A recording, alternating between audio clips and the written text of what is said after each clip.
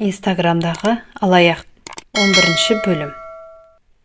Әсемгүл қинала-қинала бөлесінің қолына 50 мыңды санап берді. Сымбат сол ақшаға торт жасайтын заттар сатып алды.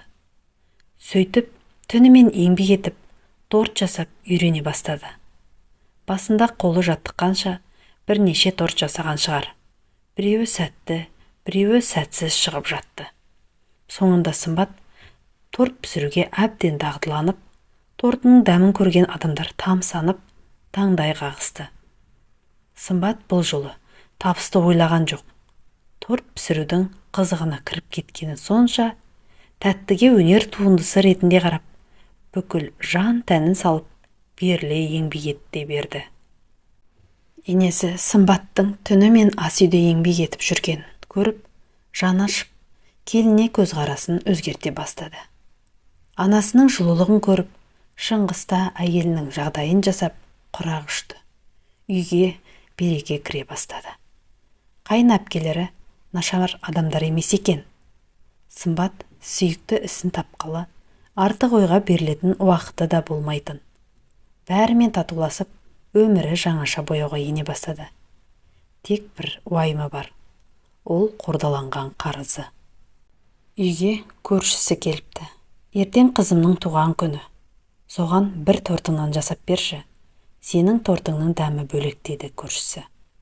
Сымбат не күлерін, не жыларын білмеді. Әрине жасаймын деді әйел. Еңбегіңді беріп қояйын деді де көрші әйел Сымбаттың қолына тұтас 10 мыңдықты ұстатты. Бұған менің қайтаратын ақшам жоқ-ау деді Сымбат кібіртіктеп. Бәрі сенікі. Саған сенемін. Тортың бұдан да қымбатқа лайық деді көршісі. Осылайша Сымбат алғашқы табысын тапты.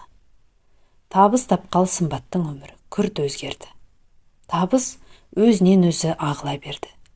Ел жұрт бірінен бірі естіп, Сымбаттың торты үшін кезекке тұратын жағдайға жетті. Сөйтіп, жарты жылдың ішінде кезінде елдің бәріне қарыз болып жүрген әйел кішігірім торт жасайтын кондитер үйін ашып, өзінен бәрі теріс айналғанда, көмек қолын созған бөлесі Әсемгүлді көмекші етіп алды. Сымбат бүкіл қарыздан құтылып, өзіне көлік алып, бизнес ханшайымы болып шыға келді. Ата-енесі мен күйеуі дән риза. Қайын әпкелері біздің Сымбат, біздің келін деп мақтанышпен айтып жүр. Сымбат өзінің әке-шешесіне ай сайын қомақты қаражат жіберіп, өз балаларымен қоса бауырларының да жағдайларын жасай бастады. Сымбат бүгін бір жерге бара жатыр. Қолында бір құшақ гүл мен мерси шоколады.